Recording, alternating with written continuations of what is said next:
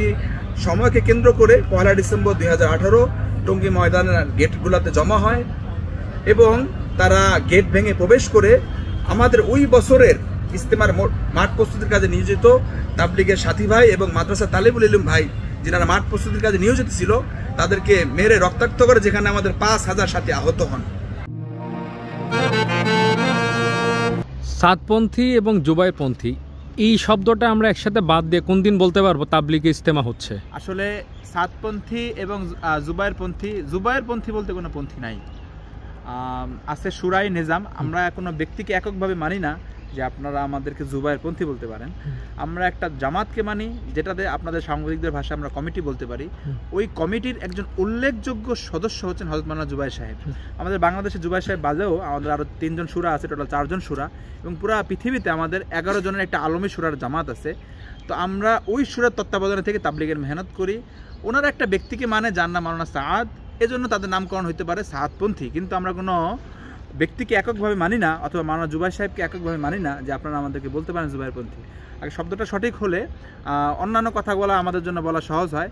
মূল যে শব্দটা শুরাই নিজাম, আমরা একটা শুরার অধীনে মেহনত করি, এর জন্য শুরাই নিজাম বলা। এবং আপনি দেখে থাকবেন এখন সরকারি বিভিন্ন প্রজ্ঞাপনেও আমাদের যে ভুল শব্দটা সংশোধন হয়ে সঠিক শব্দ শুরাই নিজাম ব্যবহার করা হচ্ছে। দ্বিতীয় কথাটা যেটা আপনি জিজ্ঞাসা করেছেন, এই যে 2টা জামাত বিভাজনের মাধ্যমে সৃষ্টি হয়েছে, এটা আসলে খুব সহজেই সমাধান সম্ভব। মাওলানা সাদ সাহেব যে নিজেকে আমির দাবি করেছেন এবং উনি দীর্ঘ লম্বা সময় 1995 সাল থেকে 2017 সাল এই লম্বা একটা সময় শুরাই নিজামের অধীনে থেকে, উনি নিজেও একজন শুরা ছিল, শুরাই নিজামের অধীনে থেকে তাবলিগের মেহনত করেছেন। হঠাৎ করে নিজেকে আমির দাবি করার পর যেই বিভাজন তৈরি হয়, এবং উনি কোরআন সুন্নাহ বিরুদ্ধে যে সমস্ত বক্তব্যগুলো দিয়েছেন, নবীদের দোষ, সাহাবীদের দোষ সহ যে সমস্ত বক্তব্যগুলো দিয়েছেন, এইগুলোর ব্যাপারে জন্য উনি মাফ চান এবং ভবিষ্যতে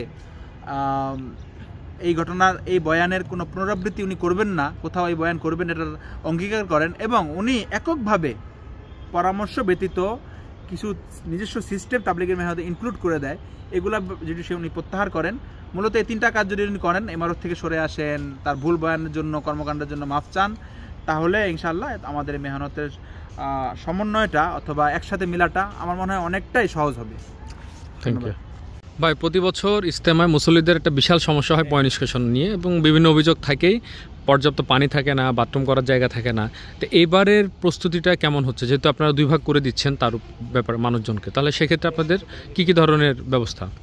ইজতেমায় আসা বলতে থাকেন তো আলহামদুলিল্লাহ, আমাদের যে সমস্ত ধর্মপ্রাণ মুসল্লি ভাই এবং তাবলিগের সাথী ভাইরা ইজতেমায় অংশগ্রহণ করেন, ইনাদের একটু চাপ কমানোর জন্যই, কারণ হযরত উলামায়ে কেরামের তত্ত্বাবধানে শুরাই নিজামের অধীনে এই পরিমাণ তাবলিগের সাথী ভাই আছেন, যিনারা 160 একর যে আমাদের ইজতেমা ময়দান দেখতেছেন, এটা তাদের জন্য একেবারে অল্প হয়ে যায়।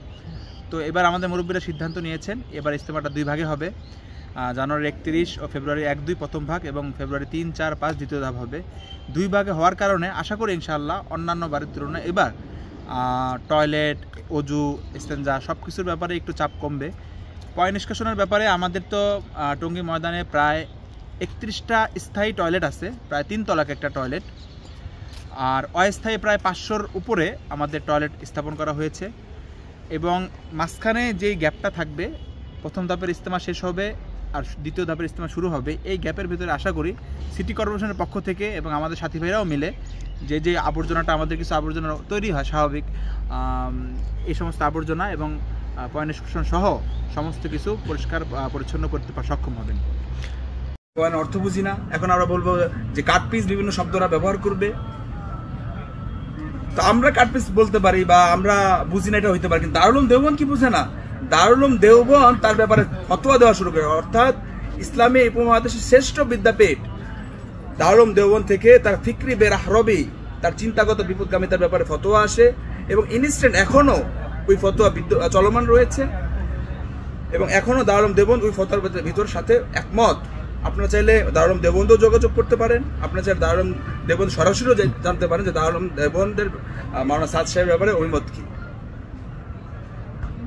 তো তাবলিগের মেহনতে একটা বিভাজন, এই একটা তার আমিরকে কেন্দ্র করে শুরু হয়, আরেকটি তার বিতর্ক বয়ানকে কেন্দ্র করে শুরু হয়, আরেকটি তাবলিগের মেহনতের আমাদের মূল উসুল হলো পরামর্শ ভিত্তিক কাজ করা। যে কোনো কাজ করি আমরা পরামর্শ করে মাশওয়ারা করি।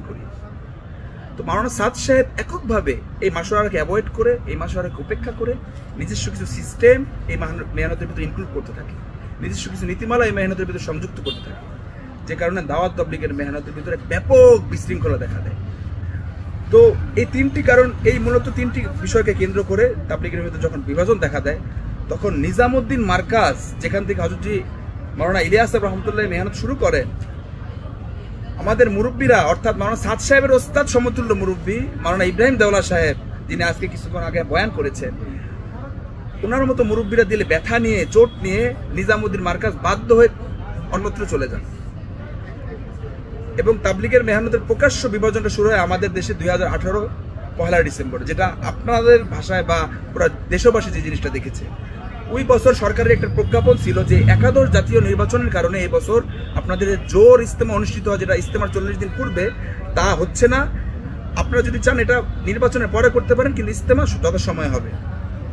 তো সাতপন্থীরা একটি নাটকীয় বিষয় আমি বলবো, তারা একটি সময়কে কেন্দ্র করে পহেলা ডিসেম্বর 2018 টঙ্গী ময়দানের গেটগুলোতে জমা হয় এবং তারা গেট ভেঙে প্রবেশ করে আমাদের ওই বছরের ইজতেমার মাঠ প্রস্তুতির কাজে নিয়োজিত তাবলীগের সাথী ভাই এবং মাদ্রাসা তালিবুল ইলম ভাই, যারা মাঠ প্রস্তুতির কাজে নিয়োজিত ছিল, তাদেরকে মেরে রক্তাক্ত করে, যেখানে আমাদের 5000 সাথী আহত হন। আমি যদি আপনাদেরকে একটু ওই বিষয়টাই বলি যে তারা যদি জোর করার উদ্দেশ্যও এসে থাকে, যেটা সরকারের নিষেধাজ্ঞা ছিল, সরকারের প্রজ্ঞাপন ছিল, আপনি চাইলে প্রজ্ঞাপন আমি আপনাকে প্রোভাইড করব, তাহলে আমি আপনাকে বলবো আপনারা সাংবাদিক ভাইদের যেখানে আমরা যাই সেখানে স্বাভাবিক কিছু বিষয় থাকে, যেমন আপনাদের ক্যামেরা থাকে, আপনাদের বুম থাকে, আপনাদের আদার্স ইকুইপমেন্ট থাকে। আমাদের তাবলীগের সাথীরাও কোথাও সফরে গেলে আমাদের সাথেও এরকম ইকুইপমেন্ট থাকে, আমাদের বেডিং থাকে, আমাদের মশারি থাকে, আমাদের হাড়ি পাতিল থাকে। আপনি যদি ভিডিওগুলো চেক করেন, তাদের সাথে কোনো হাড়ি পাতিল ছিল না, তাদের সাথে সিট বেডিং কোথায়? তারা লাঠি সোটা নিয়ে মারমুখী হয়ে মাঠে অবস্থান করছিল এবং হাতে একটা সবুজ বেস পড়েছিল তাদের সাথীকে চিহ্নিত করার জন্য।